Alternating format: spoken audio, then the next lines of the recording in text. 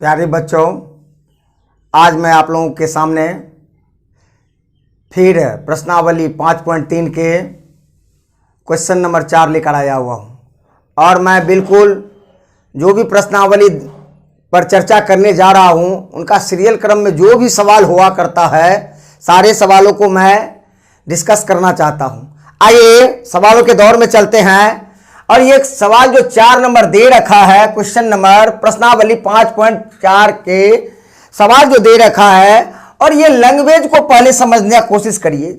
Mathematics का अर्थ होता है आप जो को लैंग्वेज दे रखता है उस लैंग्वेज को आप पहले ठीक ठाक से पढ़ लिया जाए, समझ लिया जाए, तभी आप बेहतर कर सकते हो। आओ कहता है 636 योग प्राप्त करने के लिए AP 9, 17, 25 डॉट डॉट करके कितने पद लेनी चाहिए, कितने पद चाहिए इस सीरीज में, यानी 636 योग प्राप्त करने के लिए। तो देखो मेरे भाई 636 क्या है, SN है, SN जो है 636 है मेरे भाई। अब कहता है इस AP के पहला पद क्या है, 9 है, 9 दे रखा। और D जब भी होता है दूसरा पद में से पहला पद को घटाया जाता है, 17 में से 9 गया तो कितना हो गया, 8। अब कहता है इस सीरीज में कितने पद लेनी चाहिए, कितने पद, नंबर ऑफ टर्म, 636 योग प्राप्त करने के लिए कितने टर्म होनी चाहिए, n बराबर व्हाट, यानी ये दे रखा है। यानी सवाल को समझिए, परखिए, तब उन पर अटेम्प्ट करिए, हिट करिए, हर सवाल खुद से क्रैक होगा। आओ मेरे भाई, तो अब देखो जैसा कहा गया है SN दे रखा है कि SN बराबर 636 दे रखा है। अब SN को जब हम विस्तार में लिखते हैं, फॉर्मूला के रूप में लिखा करते हैं, तो होता है बेटा n/2 2a plus n-1 into d बराबर 636 लिख दिया जाए। अब देखो कौन कौन सा वैल्यू दे रखा है, a का वैल्यू दे रखा है, d का दे रखा है। आइए मेरे भाई यहां और लिखा जाए, और n/2 2 a का वैल्यू 9 दे रखा है, 9 प्लस n का वैल्यू नहीं दे रखा है, n-1 को ज्यों का त्यों रखा जाए। d का वैल्यू यहां दे रखा है, जहां d होगा वहां 8 होगा। चलिए बराबर कितना करता हूं, 636। फिर देखिए इस टर्म को सोचिए कि आगे हमें अगले टर्म में क्या लिखना है। जबरदस्त हो तरीके करिए अपने आप में। n/2 दे रखा, 9 दूना 18 हो चुका, प्लस 8 को n से गुना किया तो 8n, माइनस 8 को एक बार तो 8 बराबर 636। कोई परेशानी नहीं होगा, बिल्कुल नहीं होना चाहिए। देखते चलो फिर मेरे भाई, यहां देखो बट्टे में 2 है तो हम यहां पर क्रॉस मल्टीप्लिकेशन कर सकते हैं, कोणीय गुना कर सकते हैं, और n लिख दिया जाए। अब पहले यहां कर लिया जाए, 8n उतार दिया जाए, 18 में से 8 गया तो भाई कितना हो गया, प्लस 10 बराबर 636। नीचे में 2 था, कोना में आ गया। चलिए और लिख दिया जाए, n इंटू 8n को गुना कर लिया जाए, 8n को n से गुना किया जाए तो 8n स्क्वायर, प्लस 10 को n से गुना करते हैं तो 10n बराबर 6 दूना 12, 3 दूना 6, 1 7, 6 दूना 12 यानी 1272। अब देखो मेरे भाई, देखो दोनों साइड कौन अंक ऐसा कॉमन है जो दोनों साइड वाले अंक को डिवाइड करता है, विभाजित करता है। देखो 2 से सब में भाग दे दिया जाए, 2 से सब में भाग दे दिया जाए। चलिए यहां करते हैं तो 4, यहां काटते हैं 2 से तो 5, यहां काटते हैं तो क्या हो जाएगा 636। फिर यहां चला आया जाए, क्या बच गया, और 4n स्क्वायर प्लस 5n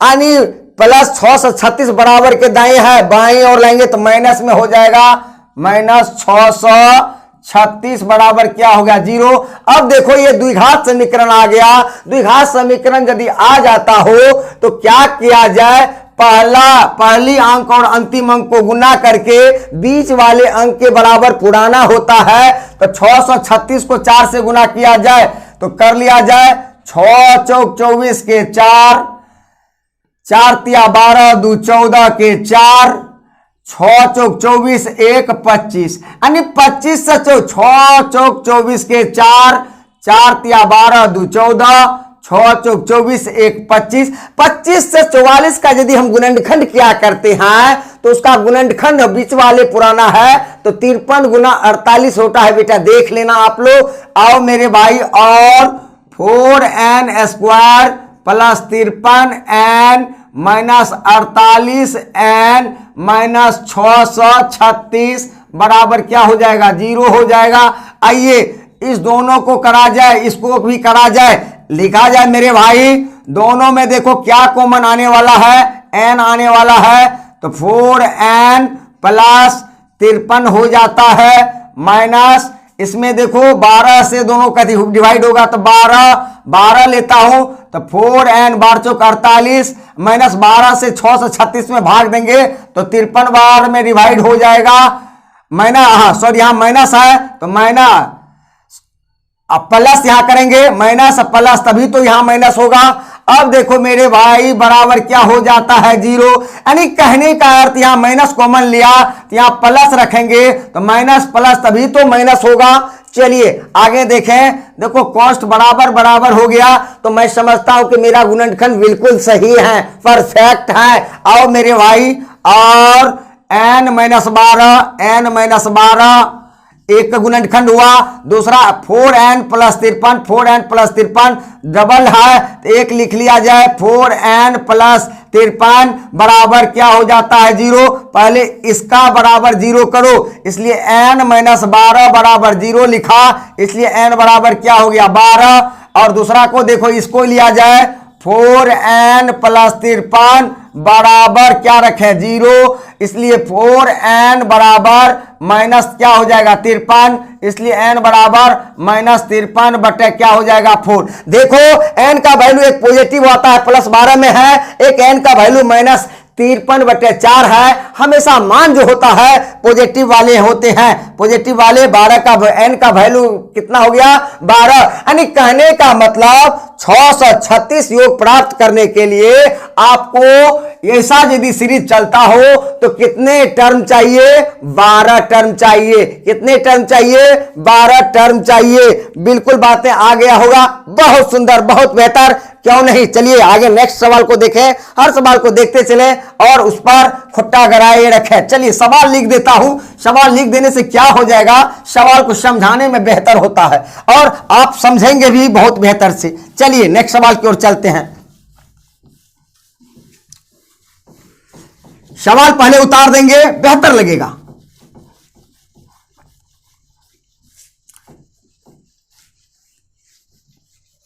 चलिए दूसरा सवाल देखें। Question number 5। क्वेश्चन नंबर 5 आपके सामने दे रखता हूं। किसी एपी का प्रथम पद, किसी एपी का प्रथम पद 5 है, अंतिम पद 45, अंतिम पद क्या है? 45 और योग 400 है, और योग 400 है। तो पदों की संख्या सार्वंतर ज्ञात करें। तो पदों की संख्या सार्वंतर ज्ञात करें। सार्वंतर ज्ञात करें। यही सवाल दे रखा है। बहुत ही खूबसूरत, बहुत ही बेहतर सवाल दे रखा है। थोड़ा सा समझने की जरूरत है। अब देखिए सवाल कहां जा रहा है। क्या सवाल जो कहता है वही बेटा करिए, बहुत बेहतर बनाओगे। 100% नंबर पार मिल जाएगा। बिल्कुल कोई नंबर कटने की जरूरत ही नहीं है। बिल्कुल स्टेप टू स्टेप बनाते चले। हर सवाल खुद से क्रैक हो जाएगा। कहता है किसी एपी का प्रथम पद 5 है, तो एपी का प्रथम पद को ए कहते हैं, ए क्या है 5 दे रखा है। कहता है अंतिम पद क्या है 45, अंतिम पद को एन कहते हैं, क्या दे रखा है 45। और कहता है योग जो है यानी एस एन और योग क्या है 400 है, तो अंतिम पदों का योग कितना हो जाएगा 400 दे रखा है। तो पदों की संख्या, तो कितने टर्म है, तो एन की संख्या ज्ञात करनी है और सार्वंतर भी ज्ञात करना है, डी बराबर भी ज्ञात करना है। यही दो बातें दे रखा है, एन की वैल्यू ज्ञात करनी है और सार्वंतर डी की भी वैल्यू ज्ञात करनी है। कुछ नहीं मेरे भाई, देखो पहले कहां से अटेम्प्ट लूं, पहले मैं यहीं से लेता हूं। लिखो ए एन बराबर 45 दे रखा है। ए एन को यदि हम विस्तार में लिखते हैं तो क्या लिखते हैं, A plus N minus 1 into D बराबर क्या हो जाएगा 45 हो रखा है। अब देखो क्या दे रखा है, ए का जहां ए होगा वहां 5 रखेंगे, 5 प्लस एन को निकालना है, एन की वैल्यू नहीं दे रखा है, एन माइनस 1 और डी का भी वैल्यू नहीं दे रखा है, डी देख लो क्या हो गया मेरे भाई 45। अब देखो प्लस 5 है, बराबर टपाएंगे तो माइनस में कन्वर्ट हो जाएगा, इसलिए एन माइनस 1 इंटू डी बराबर 45 घटाओ 5, ये प्लस 5 माइनस 5 में कन्वर्ट हो गया, इसलिए एन माइनस 1 इंटू डी बराबर क्या हो गया 40, यानी इक्वेशन नंबर 1। सबके पीछे में क्या बेटा लिखो, और लिखो, और लिखो आगे में, और आमने सामने होना चाहिए, तभी तो आपका बेहतर लिखावट भी होनी चाहिए। बेहतर अचीव करने के लिए बेहतर लिखावट भी जरूरी है। और मेरे भाई अब ए एन से हमें निकाल लिया कि एन माइनस 1 इंटू डी का वैल्यू 40 के बराबर हो जाता है, इक्वेशन 1 रखा। दूसरा मैं दे रखता हूं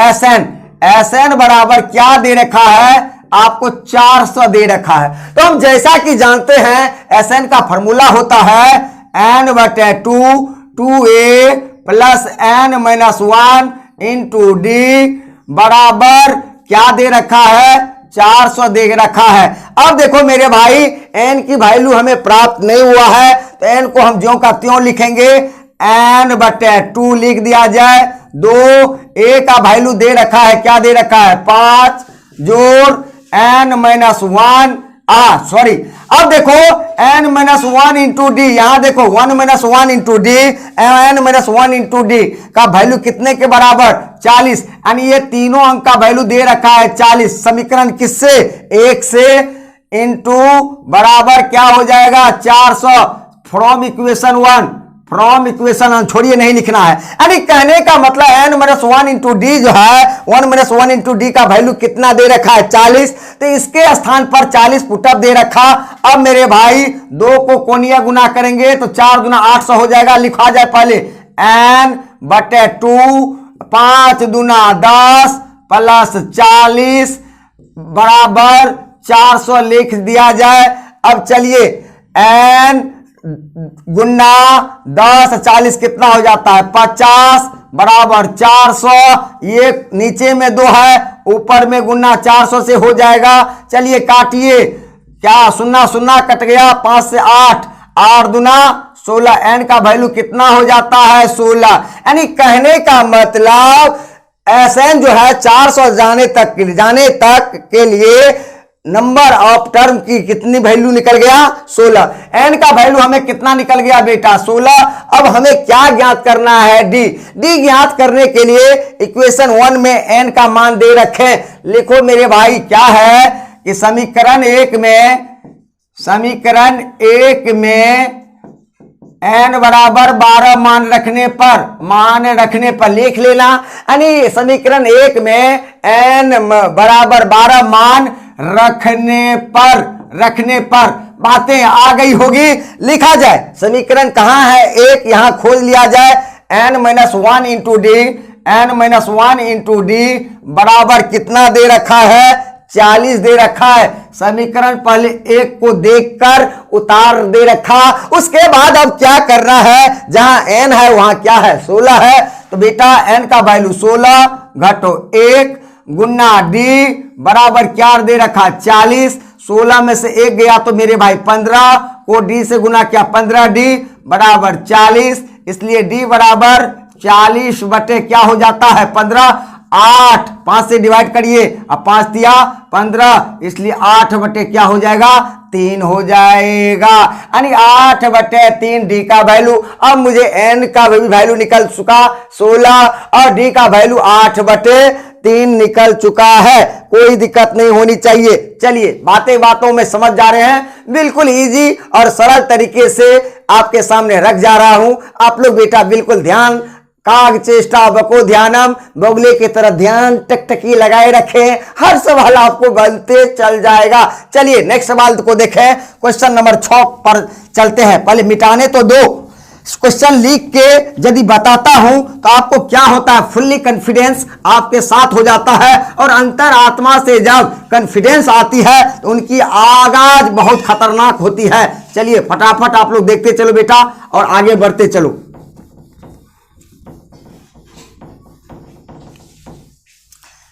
चलिए क्वेश्चन नंबर 6,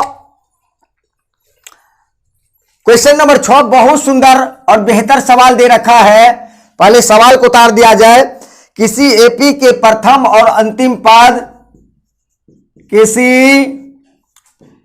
एपी के प्रथम एवं अंतिम पद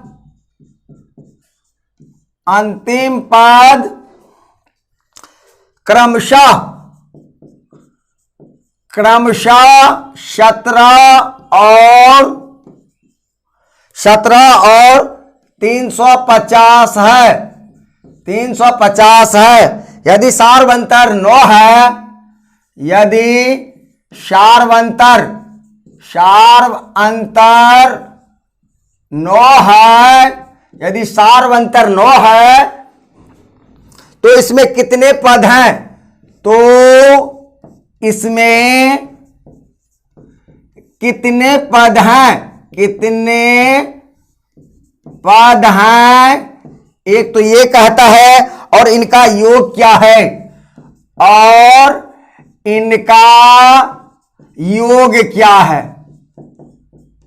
योग क्या है, यही सवाल दे रखा, कुछ नहीं है। बातों बातों में सवाल क्रैक होते चल जा रहा है, ध्यान से देखो परखो, हर सवाल बन जाएगा। आइए मेरे भाई, कहता पहले सवाल क्या कहता है, किसी एपी के, कहता पहले क्या है, किसी एपी के,